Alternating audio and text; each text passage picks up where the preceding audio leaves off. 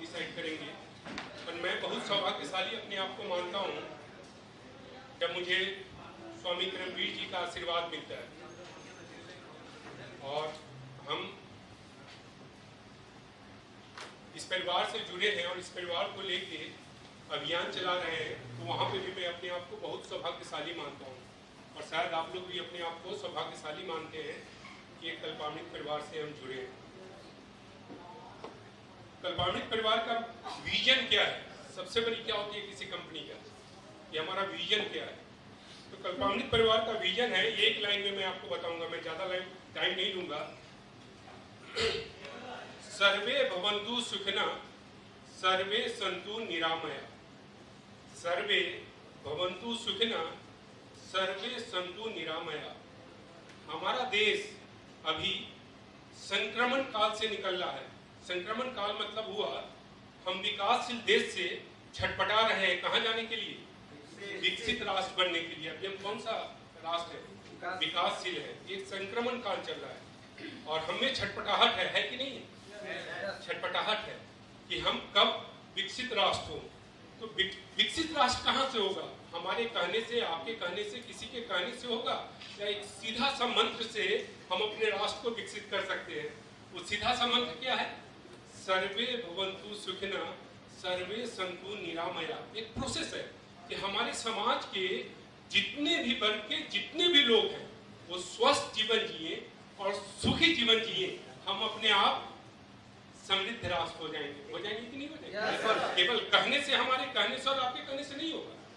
घी निकालना है तो दूध का जो प्रोसेस है उस प्रोसेस से हम निकलेंगे तभी घी निकलेगा। बाकी दूध में घी दिख रहा है कि नहीं दिख रहा है? दूध में घी दिख रहा है, मतलब हमें मालूम है कि दूध में घी है, पर ऐसे हम निकालने जाएंगे तो निकलेगा नहीं। तो घी निकालने के लिए प्रोसेस है, उसी प्रोसेस से कल्पामृत परिवार उस प्रोसेस को शुरू किया है।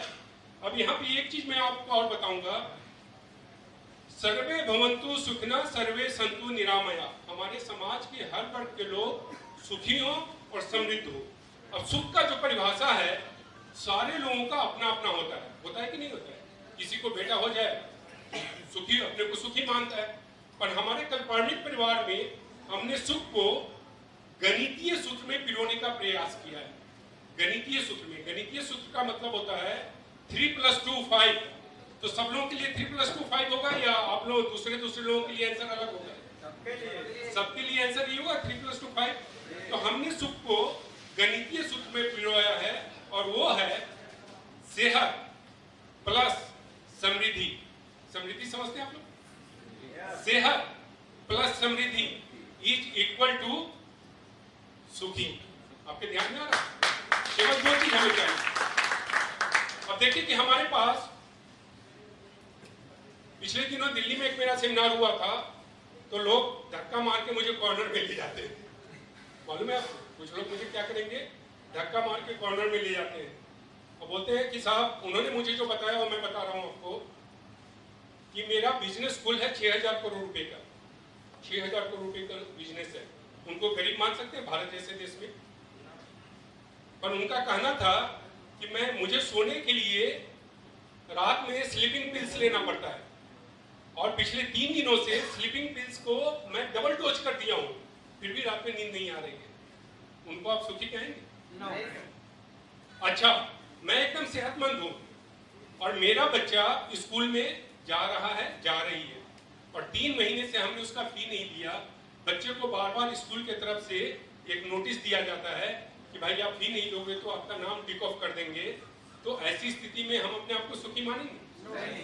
तो एक समन्वय होना चाहिए, आप समझ रहे हैं? बैलेंसिंग होना चाहिए कि हम सेहतमंद भी हों और समृद्ध हों। तो ये दोनों आपको कल्पामृत परिवार में दिख रहा है कि नहीं दिख रहा है?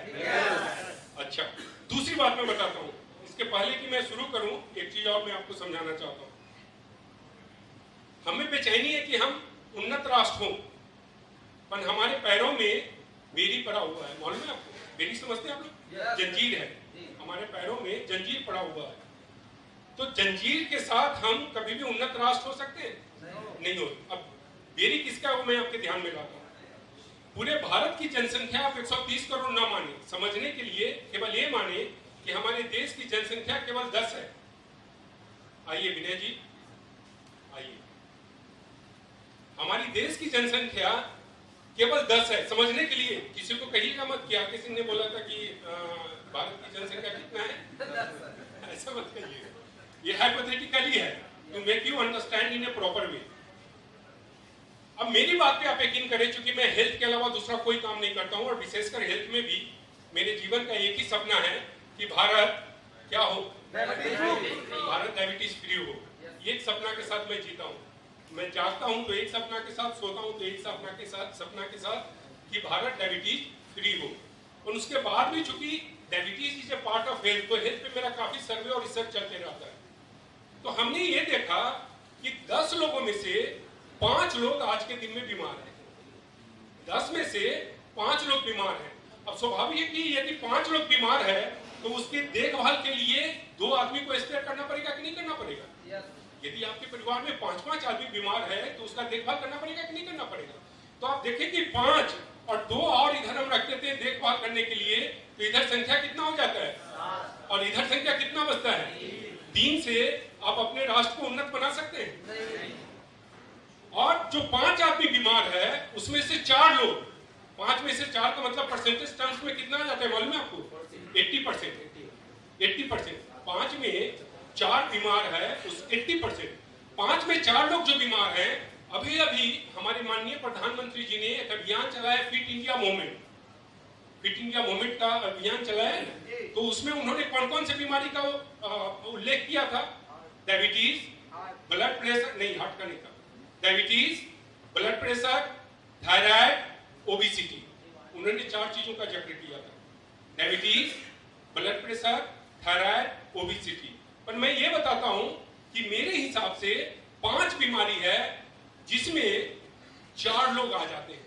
वो है डायबिटीज, ब्लड प्रेशर, थायराइड, पेट की बीमारी और माइग्रेन हेडेक।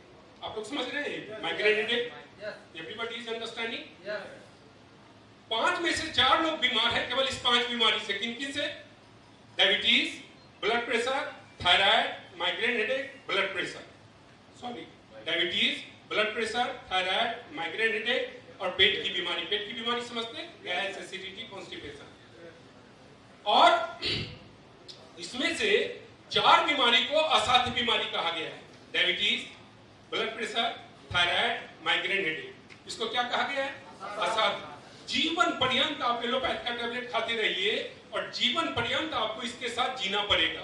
और जिसमें कुछ समय के बाद डायबिटीज, थायराइड और ब्लड प्रेशर के कारण कुछ समय के पश्चात आपके जो इंटरनल वाइटल ऑर्गन है लाइक हार्ट, किडनी, लीवर, ये डैमेज होना शुरू हो जाता है। मालूम है? आप किसी भी हार्ट हॉस्पिटल में चले जाएं और वहां जाके पता करें कि भाई साहब आपके यहाँ जो हार्ट के पेशेंट आ रहे हैं उसमें डायबिटीज वाले कितने हैं, या तो आप जाके पता करें या मेरी बात पे यकीन करें, 10 यदि हार्ट का पेशेंट पहुंच रहा है तो उसमें 8 कौन है मालूम है आपको? डायबिटीज वाले। 8 उसमें डायबिटीज वाले।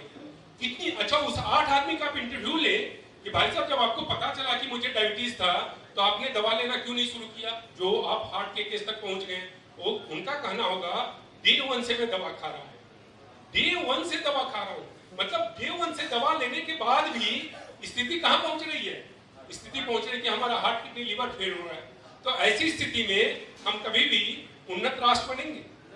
पर यहाँ पे चर्चा का एक बहुत खूबसूरत पहलू है, एक खूबसूरत पहलू है, एक आशा की किरण है कि जिस बीमारी को भारत सरकार, वर्ल्ड हेल्थ ऑर्गेनाइजेशन ये मान रहा है कि ये असाध्य बीमारी है, असाध्य बीमारी है। कौन सा?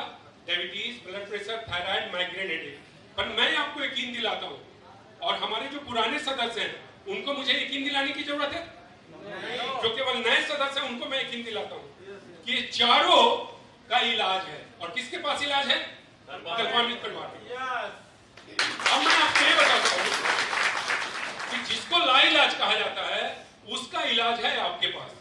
और ये जो 5 बीमारी है, माइग्रेन हेडेक या पेट की बीमारी, सॉरी पेट की बीमारी, ये 5ओं का इलाज आपके पास है। मतलब यदि हम चीजों को सही तरीके से समझे, आज हमारे अजय जी ने आपको क्या बताया था? ज्ञान। तो ज्ञान का मतलब केवल प्लान नहीं होता है। आप समझ रहे हैं? लोग भागता है किसके कारण, किसके पीछे? मर्सिडीज के पीछे। ज्ञान का मतलब होता है प्रोडक्ट का ज्ञान भी। क्योंकि मर्सिडीज है और उसमें डीजल नहीं रहेगा तो मर्सिडीज चलेगा, पेट्रोल नहीं रहेगा तो भागेगा। तो प्रोडक्ट क्या है? प्रोडक्ट उसकी आत्मा है। किसी भी कंपनी की ओवरऑल स्ट्रक्चर को प्लान कहते हैं, पर आत्मा किसको कहते हैं? प्रोडक्ट को कहते हैं। तो अभी हम प्रोडक्ट पे चर्चा करेंगे, और यदि आप लोगों ने मेरी बातों को समझने का प्रयास किया तो मैं पूरा विश्वास दिलाता हूं कि पांचों बीमारी का इलाज अपने पास है। Diabetes, blood pressure, thyroid, migraine headache और पेट की बीमारियां। अब आप देखें कि वाकई हम चीजों को समझते हैं और इसको आगे बढ़ाते हैं, तो 5 में से 4 को हम यहाँ उठा के ला सकते कि नहीं ला सकते? अच्छा, 4 को हम उठा के लाते हैं तो 2 आदमी तो अपने आप इधर आ जाएगा कि नहीं आ जाएगा? क्योंकि बचा जो 2 आदमी, उसके लिए तो इतने हॉस्पिटल, नर्सिंग होम भारत में पहले से कम है। अपने देश में पहले से हॉस्पिटल और नर्सेस की कमी, तो उस 2 का तो वहां पे देखभाल हो जाएगा। तो आप देखिए कि हमारी संख्या 5 + 4 कितना हो गया? 9। मतलब 10 में से 9 हम इस तरफ आ गए, तो वाकई हम उन्नत राष्ट्र हो सकते हैं कि नहीं हो सकते? अच्छा, 2 एग्जाम्पल मैं आपसे और बात करूंगा। मैं ज्यादा विषयांतर नहीं हो रहा हूं ना गुरुजी? ये रैप अप करना होगा। चलो थोड़ा सा, आज मुझे जो समय की मर्यादा में बांधा गया, इसलिए देखिए मैं लिख के लाया हूं। अभी तक मैंने 500 से ज्यादा सेमिनार किया है, आज तक मैं लिख के कभी नहीं लेके गया हूं। अभी 15-16 सितंबर को राष्ट्रीय स्तर का सेमिनार हुआ था, जिसमें माननीय केंद्रीय मंत्री भी आए थे। हमने वहां पे भी लिख के नहीं लेके गया, जो मन में आता है मैं बोलता चला जाता हूँ। माँ सरस्वती की कृपा है हमारे ऊपर थोड़ा सा, और स्वामी जी का आशीर्वाद है। पर आज के समय का बंदिश है, तो हमने क्या किया कि मुझे जो जो बोलना है वो लिख के लाया हूँ। पर बोलने के पहले थोड़ा सा हम क्या कर रहे हैं, थोड़ा सा वार्म अप कर रहे हैं। तो मैं ये बता रहा था आपको कि हम 5 में से 4 इधर आते हैं तो हम वाकई अपने समाज को आगे लेके जा सकते हैं। अब दूसरी बात मैं बताता हूं, क्रिकेट का वर्ल्ड कप होता है तो हम सारे भारतीय की इच्छा क्या रहती है, हमारा ख्वाब क्या रहता है? भारत जीते, और हम बाहर से ताली बजाते हैं। यदि हम खेलना चाहें तो हम वहां जाके खेल सकते हैं, क्योंकि हमारे पास स्किल नहीं है खेलने देगा। अभी आप देखेंगे कि भारत और पाकिस्तान के बीच में कुछ गर्मा गर्मी हुआ, तो हम जितने भी नौजुवक थे, हम सब लोगों के ब्लड कैसा था? नहीं, पाकिस्तान को तो फाड़ देना है भाई, हाँ कट था। पर हम यदि डिफेंस को बोले कि नहीं हम बॉर्डर पे आके लड़ना चाहते हैं, तो हमें अलाउ करेंगे? स्किल नहीं है। मैं आपको बताऊं कि मैं एयरफोर्स में 5 साल सर्विस किया हूं, और 94 में मैं एयरफोर्स से निकला, 89 to 94, और 99 में जब कारगिल का वार हुआ तो हमने एयर हेडक्वार्टर को, एयरफोर्स को एक लेटर लिखा कि मेरी सेवा की जरूरत है तो मैं आने के लिए तैयार हूं। पर मुझे नहीं बुलाया गया, क्योंकि जितने एक्टिव सर्विसमैन होते हैं पहले उनको यूज किया जाता है, फिर जो बाहर से निकलते हैं उनको। तो जब मुझे मौका नहीं मिला तो आप लोगों को मौका मिलेगा वहां पे बॉर्डर पे जाने में? पर आप ये देखिए कि जो संक्रमण काल है और सबसे बड़ा चैलेंज है हेल्थ, और वहां पे यदि आप चीजों को समझ के और वाकई अपने परिवार को और समाज के लोगों को स्वस्थ रहने में मदद करते हैं, तो यहाँ पे आपको ताली बजाने की जरूरत होगी या अपना सहभागिता निभाएंगे आप? कितनी बड़ी गौरव की बात है कि नहीं?